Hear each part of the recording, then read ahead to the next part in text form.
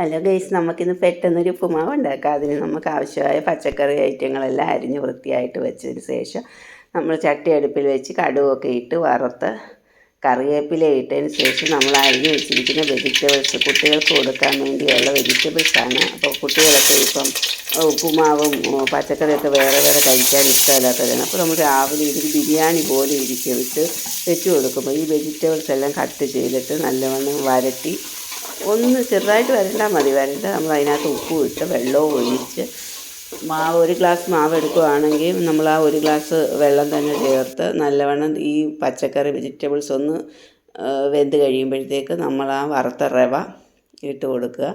ഇട്ട് കൊടുത്തതിന് ശേഷം നന്നായി ഇളക്കി നമ്മൾ ഉപ്പുമാവിൻ്റെ പരുവാകുന്നിടം വരെ ഇളക്കി കഴിയുമ്പോൾ നല്ല പരുവാവും. നല്ല ഉപ്പുമാവ് അന്നേരത്തേക്ക് റെഡിയായി കഴിയും.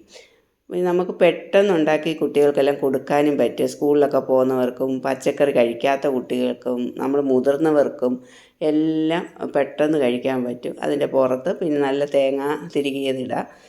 കുട്ടികൾക്ക് വേണേൽ പഞ്ചസാര ഇട്ട് കൊടുക്കാം. മുതിർന്നവർക്ക് എന്തെങ്കിലും കറി കൂട്ടി കഴിക്കാം, പഴം കൂട്ടി കഴിക്കാം, പപ്പടം കൂട്ടി കഴിക്കാം, പയറ് പുഴുങ്ങിയത് കൂട്ടി കഴിക്കാം. അപ്പോൾ ഉപ്പുമാവ് റെഡി.